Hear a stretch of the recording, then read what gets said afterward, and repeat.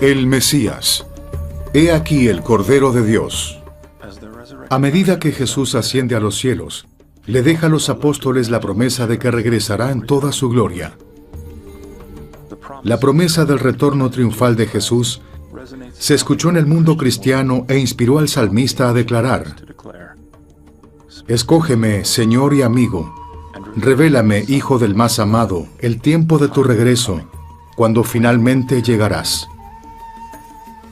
Aun cuando algunos cuestionan la realidad de una segunda venida literal, los mormones encuentran en las revelaciones antiguas y modernas la confirmación del glorioso regreso de Jesucristo y el establecimiento de su reino en la tierra así como en el cielo. He aquí, el esposo viene, la segunda venida y el juicio final. El Monte de los Olivos.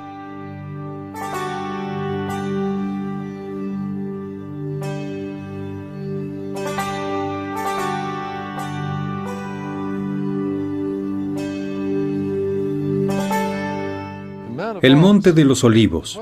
¿Qué lugar más significativo para la historia bíblica? Muchos acontecimientos importantes ocurrieron aquí.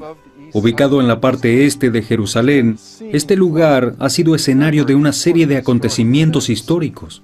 A este monte el rey David huyó de su hijo Absalón. Sí, y desde aquí, el profeta Zacarías proclamó al Mesías. Y el Nuevo Testamento nos dice que este monte se convirtió en un refugio y un lugar de instrucción para Jesús y sus discípulos. Aquí también Jesús enseñó la parábola de las 10 vírgenes, y cerca de aquí contempló toda la ciudad y lloró. Y en esta triste noche después de la última cena, Lucas registra que Jesús salió como solía hacerlo y vino al monte de los Olivos con sus discípulos. Parece lógico que el Jesús resucitado, después de pasar 40 días enseñándole a sus discípulos, asciende a su Padre desde aquí. La ascensión del Señor Jesucristo desde esta colina es el cumplimiento de toda la historia sagrada y secular que sucedió aquí.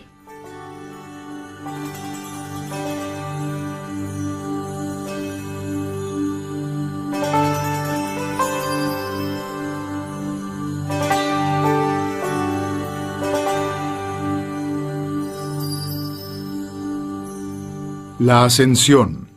Al final de su ministerio de 40 días, Jesús llevó a sus discípulos al Monte de los Olivos en las afueras de Jerusalén. Y allí les habló por última vez y los preparó para lo que tendrían que afrontar, de lo cual ellos no tenían ni la más remota idea. Una de las preguntas que ellos en ese momento tenían era: ¿iba Jesús a restaurar el reino de Israel en ese momento? Pensaban tal vez que este era el cumplimiento de la segunda venida. Él había muerto y había resucitado y ya estaba de regreso. Tal vez era todo. Por fin el reino le iba a ser restaurado a Israel. Los apóstoles creían que con la resurrección de Jesús, la venida del reino era inminente. Básicamente había 3 señales que los judíos buscaban. La resurrección de los muertos, que claramente había pasado con Jesús y otros, era una de ellas. La segunda señal era la llegada del Mesías. La tercera era el regreso del Espíritu. Según el libro de los Hechos, esto aún no había sucedido, pero son claras las 3 señales de la llegada de la nueva era.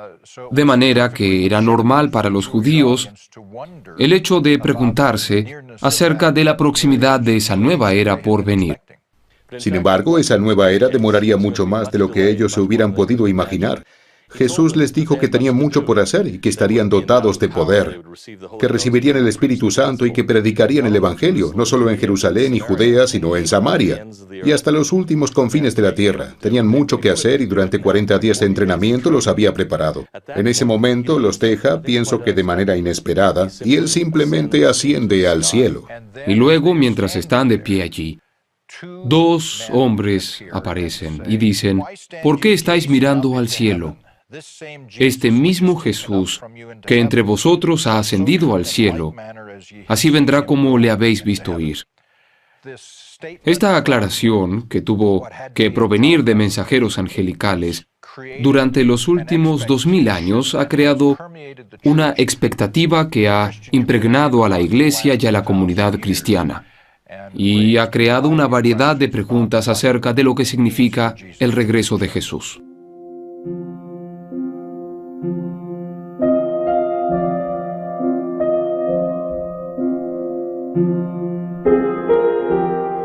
Centro de Estudios del Cercano Oriente, BYU, Jerusalén, Israel. El Antiguo y el Nuevo Testamento están llenos de profecías referentes a las señales de esos días. Estas señales deben cumplirse antes de que el Señor venga en su gloria. Eruditos y religiosos han estudiado estas profecías por siglos, tratando de determinar la fecha exacta de su venida. Sin embargo, al hacerlo, se ha perdido la idea de que la doctrina sugiere un plan más grande y complejo, que incluye tanto una apostasía como una restauración. Pablo le enseñó a los tesalonicenses, quienes querían saber si la segunda venida estaba cerca o no, porque no vendrá sin que antes venga la apostasía. La apostasía. La versión Reina Valera usa la palabra caída en el famoso pasaje de Tesalonicenses. La palabra griega usualmente se traduce a los lenguajes romances como apostasía y significa rebelión interna. El término griego que traducimos como apostasía viene de la palabra apostasía o apostasis. Y es una palabra muy interesante. Stasis, su raíz, se utiliza en la historiografía clásica griega para referirse con frecuencia a la guerra civil. Y casi siempre describe controversias, rebelión y conflicto. Generalmente se usa para describir un conflicto dentro de una ciudad o un estado griego, o dentro de un grupo específico. Así que a mí me parece que los primeros usos del término apostasía, que están íntimamente relacionados con esto, parecen describir no tanto los problemas internos de la comunidad cristiana, como el aumento de la incomprensión, la controversia y la confusión dentro de los mismos. Isaías advierte que la gente se acerca a Dios con sus labios, pero sus corazones están lejos de Él. Amós habla sobre el hambre de la palabra de Dios y que la gente carecerá de este alimento espiritual tan necesario. Jesús vino y siguió enseñando las mismas ideas, y por eso pensamos que se sabía que los primeros cristianos tendrían problemas entre ellos. La apostasía ocurre en dos niveles.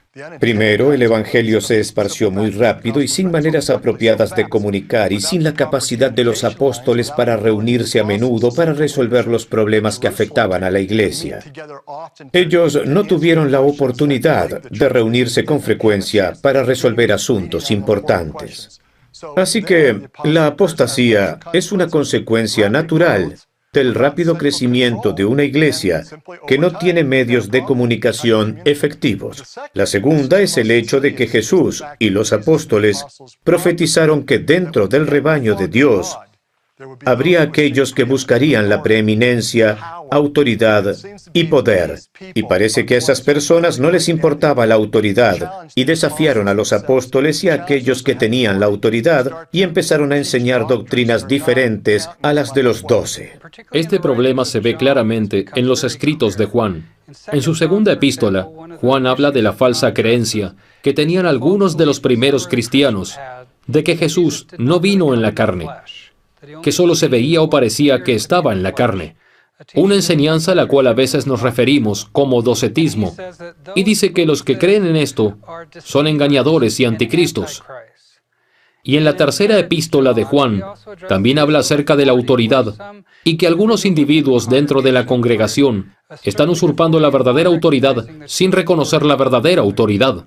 Hay una referencia muy interesante en una de las cartas de Juan, en la que él se dirige a los cristianos y dice que ellos no estaban dispuestos a recibirlo. En ese momento Juan era con toda certeza el apóstol mayor. Esto sin duda se ajusta a la definición de apostasía. Pero esto no es algo casual, sino un acto abierto de rebelión, y es probable que empezara como un conflicto interno. He contado 24 ocasiones en las cartas de Pablo y algunas otras que se menciona que los apóstoles acusaron a las ramas de la iglesia por cometer errores graves. Solamente una vez, estas cartas del Nuevo Testamento mencionan que la rama de los miembros acusados se arrepintió en un determinado momento. De hecho, Pablo y los otros apóstoles notaron muchas irregularidades entre los miembros. Pablo en un punto nos dice, toda Asia se ha vuelto contra mí. Con esto él quiere decir que las iglesias allá, en lo que hoy llamamos Turquía, eran congregaciones con experiencia resultado de sus primeras misiones. A menudo pasamos por alto la seriedad del problema, la clase de apostasía que ocurrió durante el primer siglo.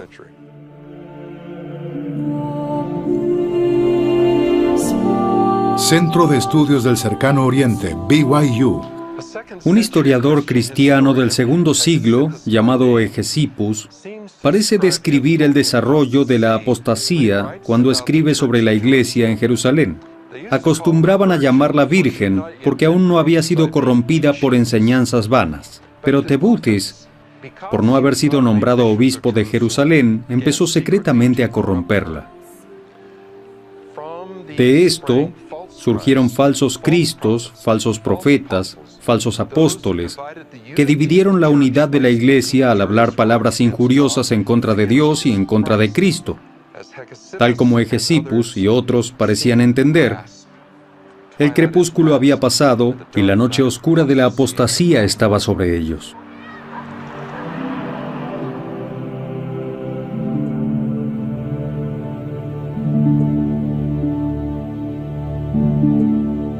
El oscurantismo.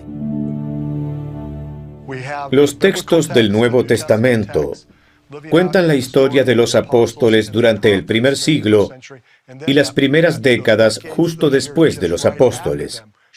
Pero también existen otros textos, como por ejemplo, el Pastor de Hermes, el Apocalipsis de Pedro, los apócrifos de Santiago. Estos textos también nos cuentan lo que está sucediendo, y todos revelan que la apostasía es un tema común, algo que es bien conocido y debatido.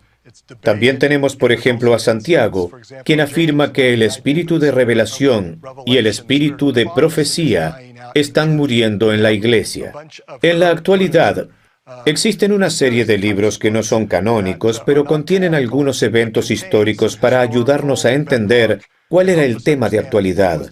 Y uno de esos debates era qué era lo que estaba pasando con la iglesia.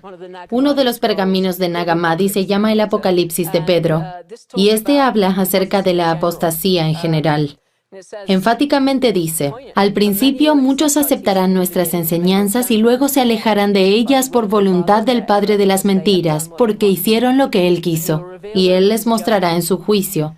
Y quienes se hayan mezclado con estos se convertirán en sus prisioneros ya que carecen de entendimiento. En el mismo libro habla acerca de la gente ciega y sorda.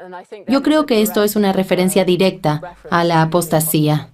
Las disputas y controversias sobre la naturaleza de Cristo, sobre su papel como Redentor y sobre su relación con el Padre han continuado por siglos. Uno de los eventos más importantes en la historia de la cristiandad fue el Concilio de Nicea en el año 325 después de Cristo, en el que los clérigos debatían básicamente si Cristo poseía una naturaleza divina o casi divina, y por lo tanto diferente a la naturaleza del Padre. La controversia de alguna manera fue una disputa por una sola letra en el idioma griego, la letra iota o letra I. ¿Fue Cristo homousios, de la misma substancia del Padre? ¿O era homoiousios, de una substancia similar pero de diferente naturaleza a la del Padre? El veredicto final en el consejo fue que Jesús fue totalmente divino, porque si no hubiera sido divino, Él no podría salvarnos totalmente como estábamos destinados a ser salvados. Después de la muerte de los apóstoles, no hubo reemplazo de liderazgo en la iglesia. De manera que la iglesia cristiana primitiva no continuó con la misma organización, las mismas creencias y la misma autoridad. A pesar de que la iglesia no estaba sobre la tierra, la gente fue bendecida con la luz de Cristo y fueron bendecidos con las Escrituras.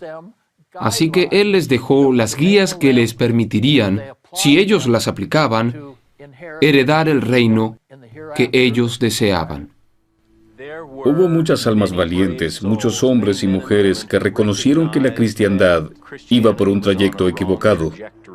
por un camino errado. Los esfuerzos de estos primeros reformistas, aquellos que dieron todo de sí para reformar la iglesia, para poner las escrituras en manos de gente común, para asegurarse que todos entendieran lo que Jesús estaba tratando de enseñar y las ordenanzas que él estaba tratando de establecer.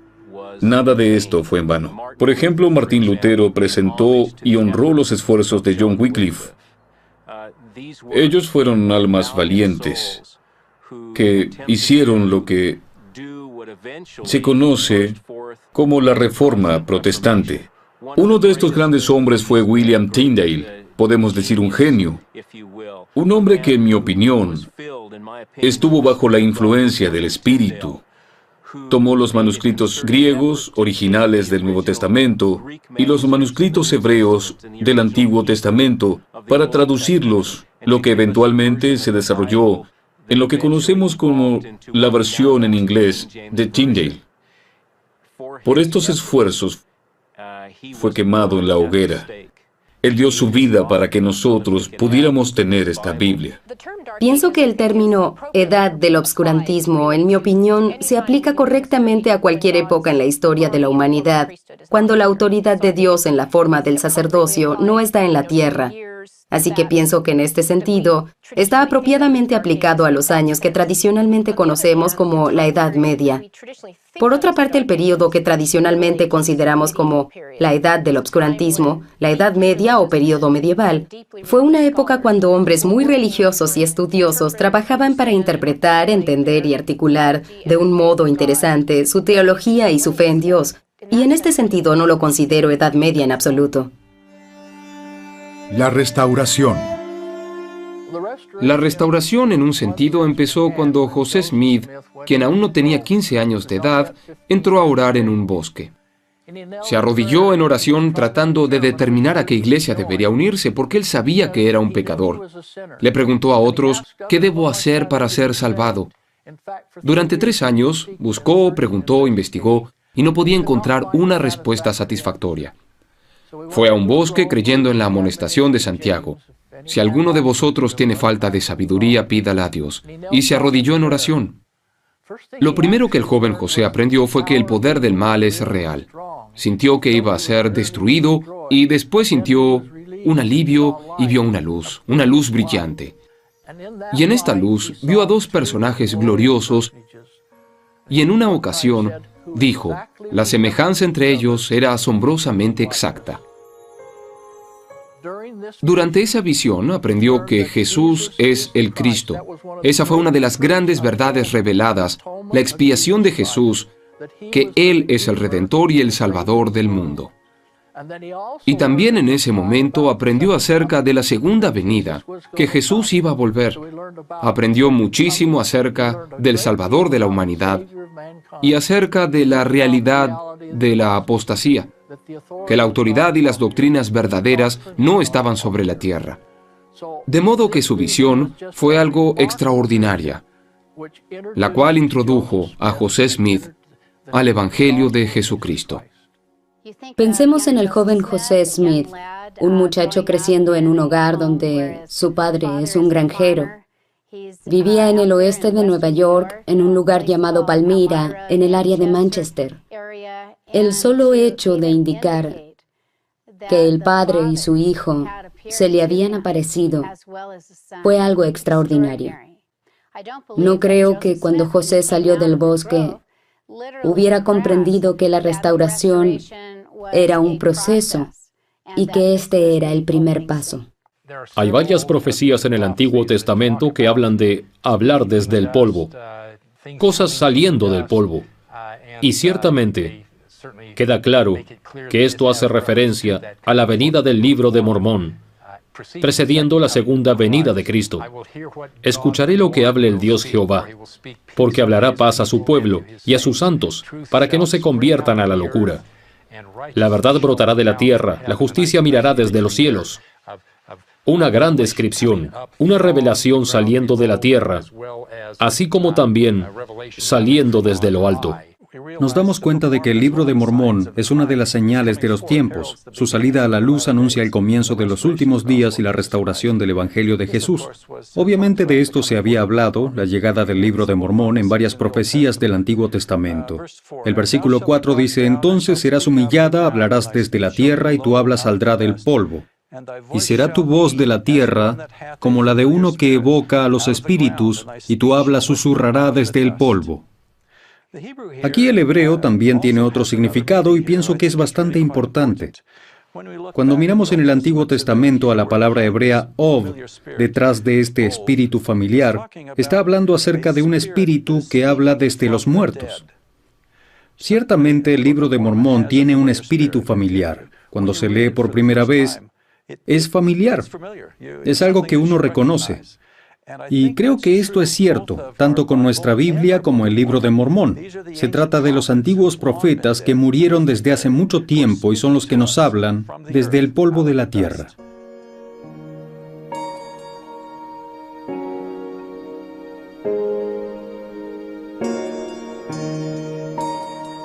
Parque Orson Hyde, Jerusalén, Israel. La importancia de las últimas palabras que Jesús habla aquí en el Monte de los Olivos a sus discípulos antes de ascender al cielo es que profetizan sobre la señal que se llevará a cabo antes de que venga en su gran gloria. Más recibiréis la virtud del Espíritu Santo que vendrá sobre vosotros, y más seréis testigos en Jerusalén y en toda Judea y Samaria y hasta lo último de la tierra. Esto es como una profecía que Él da antes de su crucifixión. El Evangelio del Reino será predicado por todo el mundo como testigo a todas las naciones. Hasta que Él no regrese otra vez, esto no sucederá.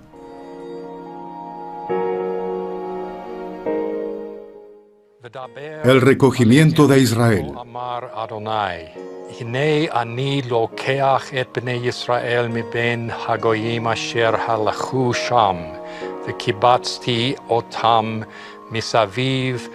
והבאתי אותם אל אדמתה, ועשיתי אותם לגוי אחד.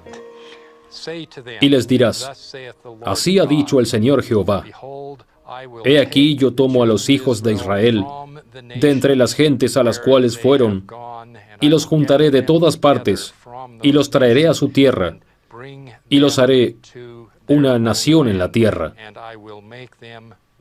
Llevado a cabo maravillosamente, cuando vemos el Evangelio de Jesucristo predicado por todo el mundo, usando el Libro de Mormón como una herramienta para reunir junto al esparcido Israel de todas partes del mundo. Y tú, hijo de hombre, toma ahora un palo y escribe en él para Judá y para los hijos de Israel, sus compañeros. Toma después otro palo y escribe en él, para José, palo de Efraín, y para toda la casa de Israel, sus compañeros. Júntalos luego el uno con el otro, para que sean uno solo, y serán uno solo en tu mano. Ezequiel capítulo 37, versículos 16 y 17. Ezequiel 37 es maravilloso porque profetiza acerca de la llegada del palo de Judá y el palo de José. Como santos de los últimos días, a veces pienso que leemos esta parte con un poco de simplicidad y nosotros mismos nos hacemos daño cuando hablamos a nuestros amigos cristianos y judíos con tanta simplicidad. Porque si leemos el contexto y leemos cuidadosamente de qué se trata, es básicamente acerca de las tribus. Nos gusta pensar acerca de los palos siendo palos en los cuales enrollaban los pergaminos. Creo que hay algo de cierto en esto, pero el significado principal es que la tribu de Judea y la tribu de José, quienes se han caracterizado a través de la historia por estar en guerra con los reinos del sur y del norte, o el reino de Judea y el de Israel, o que por lo menos ha habido tensión entre ellos, que cuando llegue la hora de la segunda venida, ellos se unirán. Así que cuando se habla de que los palos se van a unir, él principalmente está hablando acerca de la unión de estas dos tribus. Y sin embargo, en medio de todo esto, ahí hay un gran significado. Muchas de las profecías de Isaías, Jeremías y Ezequiel pueden tener un segundo significado. El segundo significado es el instrumento que reunirá a estas dos tribus. En esa época había varios sistemas de escrituras. Podían escribir en pergamino o en esquelas. Los babilonios escribían en barro. Y también tenían lo que más tarde se llamó díptico, que es una tabla de madera con una hendidura en ella que rellenaban de cera y luego escribían sobre ella. Así que lo usaban para tomar notas. Después de tomar notas, las pasaban a algo más permanente, solo tenían que suavizar la tela y la podían usar una y otra vez. Así que el profeta aquí está hablando de que tomen 2 tablas en las que se pueda escribir. Así que tomemos una para José o Efraín y la otra para Judá. Y sabemos que esto obviamente se refiere al Antiguo Testamento y probablemente al Nuevo Testamento viniendo de la casa de Judá y el libro de Mormón que viene de la casa de Efraín. Esta es una maravillosa profecía que él hace aquí. Por supuesto, lo que se supone que el libro de Mormón debe hacer, continuando en el capítulo 37, supuestamente debe unir las 2 casas por medio de la doctrina correcta y el entendimiento correcto y teniendo en cuenta quién era Jesucristo, el Mesías.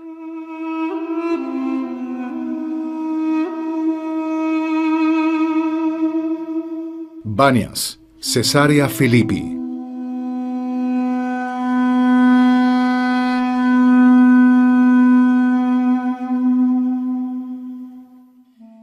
Hablando del último recogimiento de Israel, el profeta Jeremías dijo en el nombre de Dios de Israel: He aquí que yo los recogeré de todas las tierras de las cuales los eché, y los haré volver a este lugar, y los haré habitar seguros. Y haré con ellos un convenio sempiterno, y los plantaré en esta tierra en verdad, con todo mi corazón y con toda mi alma. Esta profética declaración transmite la idea no solo de un encuentro espiritual, sino también de un recogimiento literal, físico, en esta tierra que hace mucho tiempo Dios le prometió a Abraham, Isaías y Jacob. Para mí, el recogimiento de Israel y cuán importante es esta promesa para el Señor remite todo el gran convenio con Abraham. En esta promesa, el Señor le dice a Abraham que por medio de sus hijos todas las familias de la tierra serán bendecidas y recibirían el Evangelio, y los que creyeran serían aceptados en ese convenio. Esta promesa del pacto de Abraham es el hilo que se teje a lo largo de todos los evangelios y en todos los libros de las Escrituras, en cada dispensación. Así que, una vez que sabemos que somos hijos de Abraham, que hemos entrado en este pacto, hay esta extraordinaria responsabilidad y oportunidad de la cual Jeremías profetizó, que él enviaría a los pescadores a pescar los hombres y mujeres por todo el mundo. La idea de que una vez que sabemos que somos un hijo o una hija de Abraham, tenemos la maravillosa oportunidad de salir y ayudar a otros a encontrarla. Este injerto en el árbol, Jesucristo, el árbol de la vida en el sueño de Lehi, ese injerto de venir a Cristo y ser sellados a Él, llegando a ser parte de su familia, es la promesa del recogimiento de Israel. Él no ha olvidado a sus hijos. Como Isaías habló de Él, que Él nos ha grabado en las palmas de sus manos. Él no nos olvidará, y el recogimiento es una poderosa evidencia de que ese convenio es real. Cuando vine hace años a la ciudad de Jerusalén, estaba en el proceso de reconstrucción. No se parecía a lo que es ahora. Estaba yo caminando por una de las plazas del barrio judío de Jerusalén y vi a algunos ancianos caminando con sus manos por detrás de la espalda, mujeres empujando carros de bebés y niños jugando en la plaza. Y pensé particularmente en este pasaje. Así dice Jehová: yo he resucitado a Sión y moraré en medio de Jerusalén. Y Jerusalén se llamará la ciudad de verdad, y al monte de Jehová de los ejércitos, monte de santidad. Así ha dicho Jehová de los ejércitos: aún han de morar ancianos y ancianas en las calles de Jerusalén, y cada cual con su bastón en la mano por la multitud de sus días, y las calles de la ciudad estarán llenas de muchachos y muchachas que jugarán en ellas.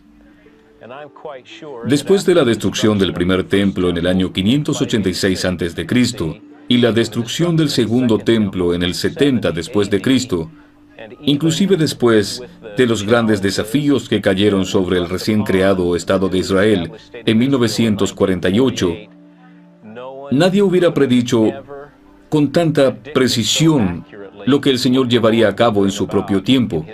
Y Él lo ha hecho, y yo lo he visto, y aprendí una valiosa lección.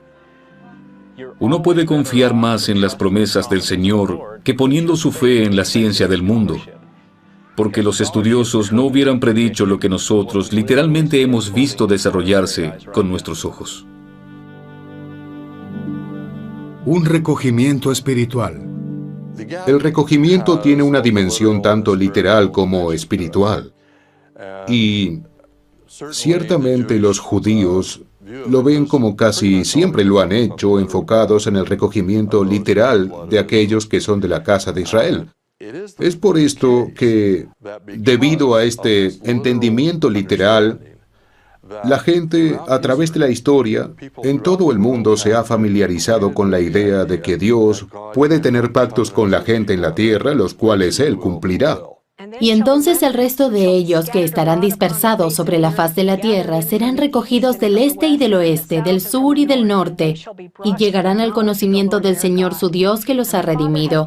Y el Padre me ha mandado que os dé esta tierra por herencia, hablando de otra tierra prometida y otra herencia. Luego continúa diciéndoles que como la simiente de Abraham, el Padre me ha levantado para venir a vosotros primero y me envió a bendeciros apartando a cada uno de vosotros de vuestras iniquidades, y esto porque sois los hijos del convenio. El presidente Kimball se refirió a esto cuando habló en la Ciudad de México acerca de los que vienen a Cristo. México será la tierra de su herencia, y aquellos en Suiza harán Suiza la tierra de su herencia, sugiriendo nuevamente que donde sea que se encuentre la gente de Dios, quienes han hecho el convenio, donde se construya un templo, tendremos una tierra de herencia. Tenemos un poderoso recordatorio de la presencia de Dios, donde Él enseñará, protegerá y los dirigirá a recibir la plenitud del Evangelio. El análisis final es acerca de las creencias y la fe de los individuos. Así que vemos todas las imágenes del recogimiento que finalmente llegan a este punto, que para todo ser humano, la pregunta es, ¿se arrepentirán? ¿Creerán en el Dios sagrado de Israel? Pues si así lo hacen, serán recogidos.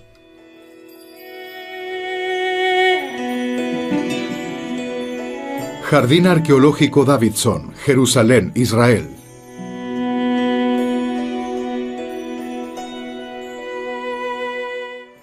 Estas puertas, ahora cerradas, en días de fiesta y horas de oración, se llenaban de fieles que entraban y salían. Ellos salían por estas puertas, se paraban en estos escalones, que son originales, y pasaban de largo junto al ciego de nacimiento, porque fue aquí donde Jesús lo encontró y lo curó. ¿Recuerdan la historia?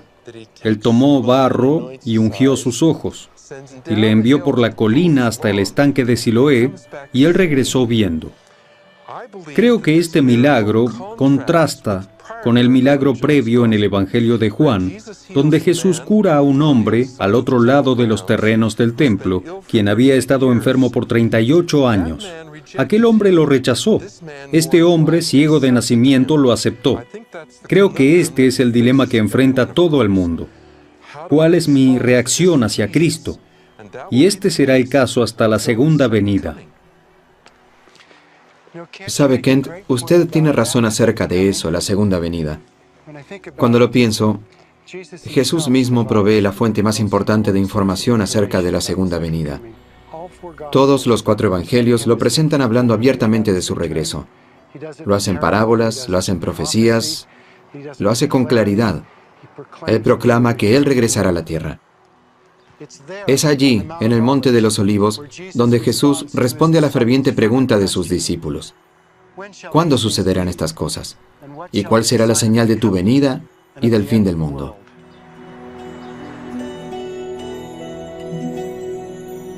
Mateo 24. Mateo 24 es el relato más completo que tenemos en lo que se llama el discurso del Monte de los Olivos, donde Jesús habla a sus discípulos acerca de la destrucción de Jerusalén y su eventual regreso. Yo creo que sus discípulos necesitaban la información contenida en este discurso, medio que Cristo usó para prepararlos. Todas sus expectativas mesiánicas estaban a punto de desvanecerse. Muchos de ellos tal vez todavía estaban aferrados a la visión contemporánea que el Mesías iba a ser un líder político y militar. Lo que él sabía era que en pocos días él estaría muerto y en la tumba, y sus discípulos estarían muy confundidos. Así que pienso que era muy importante que él les dijera sobre la gloriosa restauración de Israel y el tiempo en el que él gobernaría la tierra llegarían, pero no sería ahora. Él no les da un día. En cambio, les da una serie de circunstancias. Por lo tanto, la segunda venida está ligada más a acontecimientos que a fechas reales. Cuando veáis estas cosas, sabed que estoy a las puertas. Versículo 6. Y oiréis de guerras y rumores de guerras. Mirad que no os turbéis. Es interesante, lo que el Señor está diciendo es, las guerras continuarán, porque es algo endémico. Eso es parte de la horrible historia de la humanidad y no esperen que mejoren los últimos días. De hecho, el Señor dice que van a empeorar y les dice, pero mantengan su fe porque yo todavía estoy a cargo. Versículo 14. Y será predicado este evangelio del reino en todo el mundo para dar testimonio a todas las naciones y entonces vendrá el fin. No dice que vamos a tener conversiones en estas naciones. La conversión no es necesaria. No obstante, el evangelio debe ser predicado, solo entonces el Señor va a venir. Una de las cosas que hace de Mateo 24 este recuento del discurso en el Monte de los Olivos, mucho más extenso que las versiones de Marcos y Lucas, es que estas profecías que los tres comparten en el Evangelio Mateo son seguidas por enseñanzas específicas. Me gusta llamarlas las parábolas de vigilancia. Y me encanta el versículo 27, porque como el relámpago que sale de oriente y se muestra hasta el occidente, así será también la venida del Hijo del Hombre. La imagen es que cuando los relámpagos resplandecen a un lado del cielo, usted los ve a través de todo el cielo. Así será de público el regreso final de Jesús. Es en este momento de mayor angustia para los seguidores de la justicia, cuando todo parece perdido. Una de las profecías de Jesús referente a su venida en toda su gloria se cumplirá, y la vemos en Mateo 24. Sí, y aparecerá la señal del Hijo del Hombre en el cielo. Y entonces se lamentarán todas las tribus de la tierra, y verán al Hijo del Hombre, que vendrá sobre las nubes del cielo, con poder y gran gloria. Conectando esto, la señal aparecerá en algún lado en el Monte de Olivos. Incluso con solo tocar el monte con su pie, este se va a dividir en dos. Como ustedes saben, Jesús primero nace en Belén en la oscuridad. En esta ocasión todo el mundo lo reconocerá.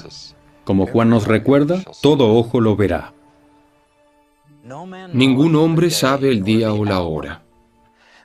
Y aunque Pablo no sabe el día o la hora de la segunda venida, les dice a los tesalonicenses, vosotros no sois hijos de la oscuridad, mas sois hijos de la luz y por lo tanto estad preparados para el día, para que no os sorprenda como ladrón en la noche. Y más tarde el Señor retoma esto en la sección 106 de Doctrina y Convenios, donde les dice a los santos de los últimos días, seáis hijos de luz, y yo les prometo que ese día no los sorprenderá como ladrón en la noche. Amos 3:7. Porque no hará nada Jehová el Señor sin que revele su secreto a sus siervos los profetas. Y siendo este el caso, podemos estar seguros de que los santos no serán tomados por sorpresa. El Señor le va a decir a su profeta, el Señor le va a decir a sus feligreses.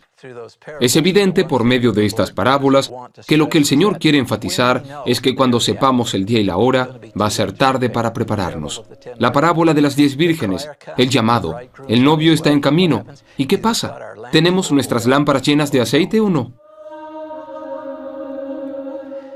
Y si nuestras lámparas no están llenas, no vamos a estar preparados para ese día.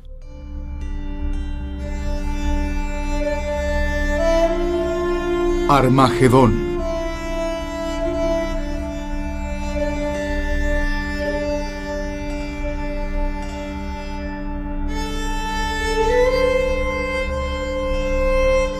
Tel Megiddo, Israel.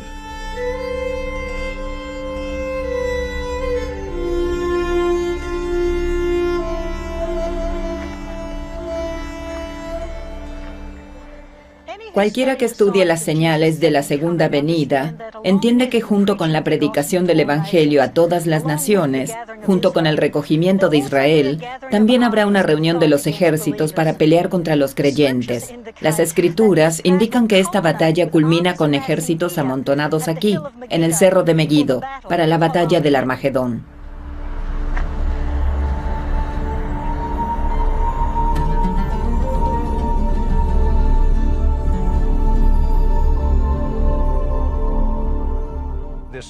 Esta batalla final parece ser una batalla mundial entre el bien y el mal.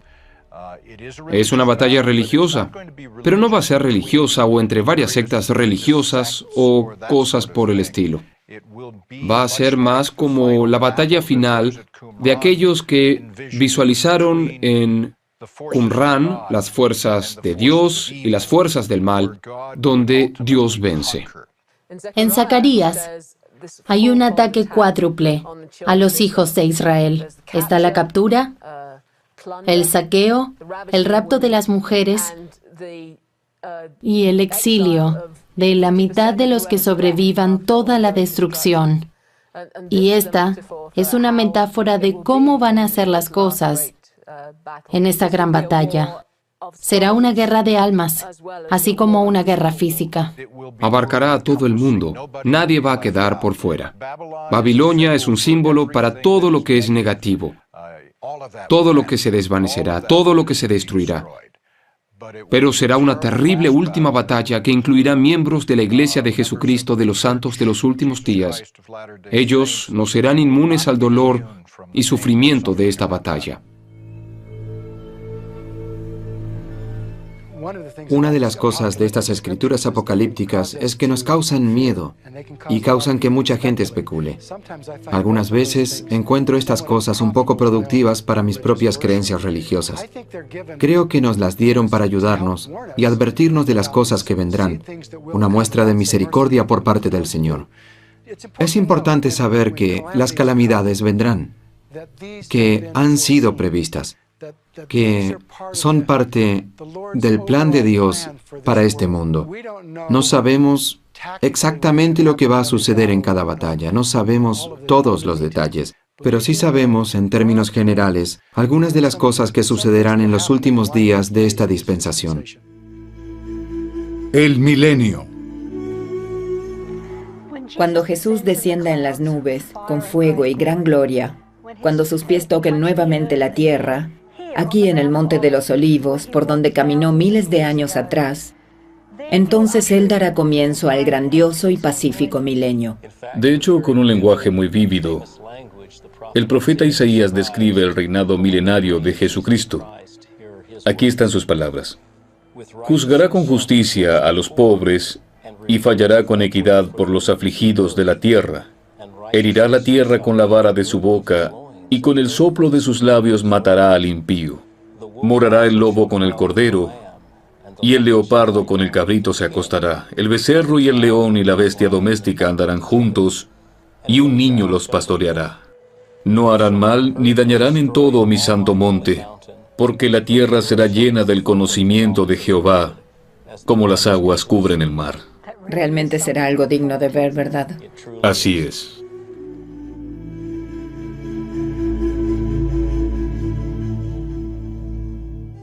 Jesús viniendo en medio de las nubes, la segunda venida del Salvador, será un evento mundial largamente esperado por los cristianos desde la muerte de Jesús. ¿Cuándo vendrá? ¿Quién estará con Él cuando Él venga para ese maravilloso reino milenario? Los justos vendrán con Él. Incluso los justos que aún están en sus tumbas se levantarán. Será un tiempo maravilloso para los justos, así como para los padres, quienes podrán criar niños para la salvación. Hay una especie de simetría en cómo el Señor diseña la historia. Todo comienza en un estado paradisíaco y continuamos avanzando hacia un estado paradisíaco, solo que mucho más exaltado, porque no solo estamos volviendo al principio, estamos volviendo a algo mucho mayor. regresaremos no solo como individuos solitarios. Los esfuerzos, el trabajo del milenio, nuestro trabajo, ahora es un trabajo familiar. Es una escena donde participan generaciones para unir todas las cosas y el Señor, Cristo, le traerá al Padre el reino que es su reino de familias unidas mediante convenios. Creo que hay un sentimiento de soledad y separación en cada corazón humano, y del cual no hablamos mucho. Pero si vemos la manera en la que nos comportamos, estamos actuando para llenar esa soledad. Todos lo hacemos. ¿Me hará el dinero sentir menos vacío? ¿Hay en el mundo una persona a la que pueda amar y entonces no me volveré a sentir solo? Mis hijos, si tengo bastantes y si son lo suficientemente buenos, ¿harán que yo nunca me sienta solo otra vez? No. No. Somos animales solitarios. Esta es la naturaleza de la condición mortal, porque estamos separados de Dios. Así que cuando hablamos del final de la escena, creo que la parte inescrutable de ello será que se habrán ido, que estaremos de nuevo en su presencia y nos sentiremos completos, llenos, nos sentiremos a salvo, nos sentiremos parte de todos. Todos seremos lavados en este amor celestial de Dios y del Salvador. De esto se trata, de traer a toda la familia humana a este círculo. Creo que cuando usamos la palabra rodeados por sus brazos, somos todos nosotros juntos, toda la familia humana, que confiese su nombre y participe de esto, será reunida en el amor, de una manera en la que ahora solo podemos imaginar.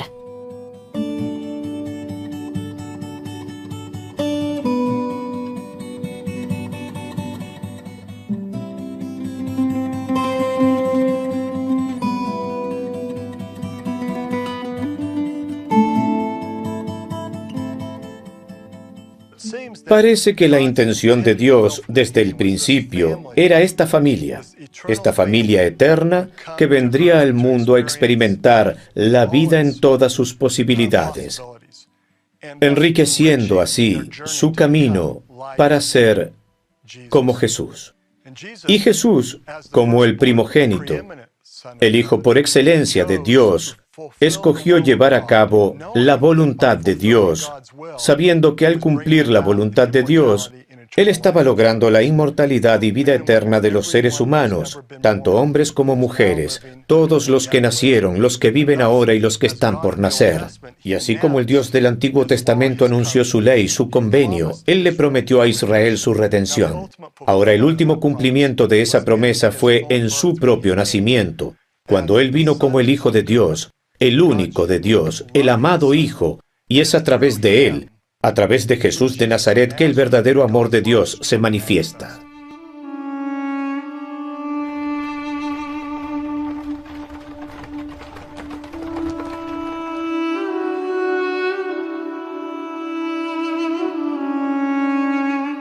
Forfrukirke, Iglesia de Nuestra Señora, Copenhague, Dinamarca.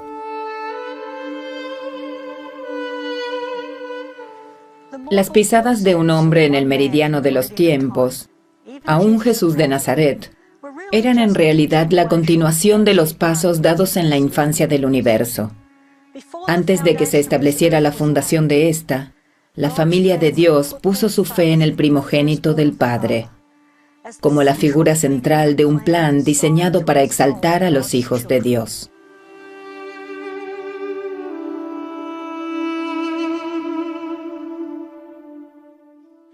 No tendrán más hambre, ni sed, y el sol no caerá más sobre ellos, ni calor alguno, porque el Cordero que está en medio del trono los pastoreará, y los guiará a fuentes vivas de agua. Y Dios limpiará toda lágrima de sus ojos. Sin el Salvador,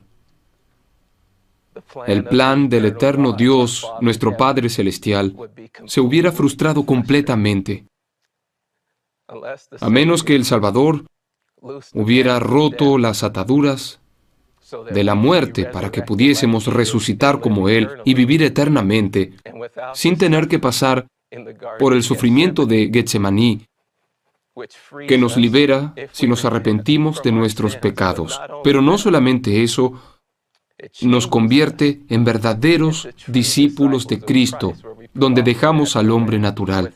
Sin el desempeño del Salvador en todo esto, no seríamos ni siquiera capaces de soportar la presencia de Dios. Si escogemos, podemos seguir al Salvador y hacer las cosas que Él nos invita a hacer y regresar para estar con Él por siempre jamás. Su intención original era llevarnos de regreso como una familia. El Padre escoge a Jesús de Nazaret, su Hijo primogénito, el Señor Dios Jehová, el Dios del Antiguo Testamento, Jesús el Mesías, Jesús el Señor resucitado, para cumplir su voluntad. Y así nos asombramos que Él mismo escoge cumplir completa y cabalmente la máxima voluntad de Dios, de llevarnos a su presencia para poder adorarle. Y en esto se manifiesta el amor de Dios, que Él murió por nosotros, aun siendo pecadores.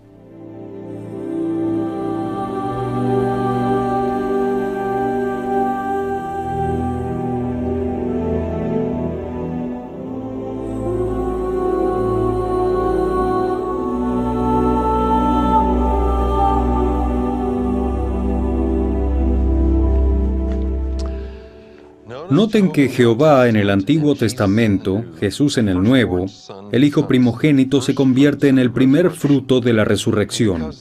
Y desde que Jesús resucitado habló abiertamente de su glorioso regreso, desde entonces millones lo han estado buscando. Jesús el Cristo reinará durante un milenio de paz y conversión, al final del cual cada alma habrá recibido la oportunidad de aceptarlo o rechazarlo como el Hijo de Dios y el Salvador del mundo. Será aquí cuando Satanás y sus seguidores serán arrojados a las tinieblas y la tierra recibirá su gloria celestial. Aquí será cuando las palabras de Jesús en su oración en Galilea finalmente se cumplirán. Venga tu reino, hágase tu voluntad, así en la tierra como en el cielo.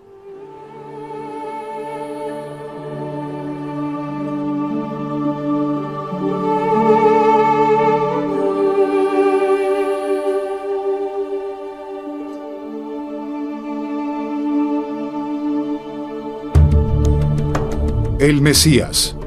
He aquí el Cordero de Dios.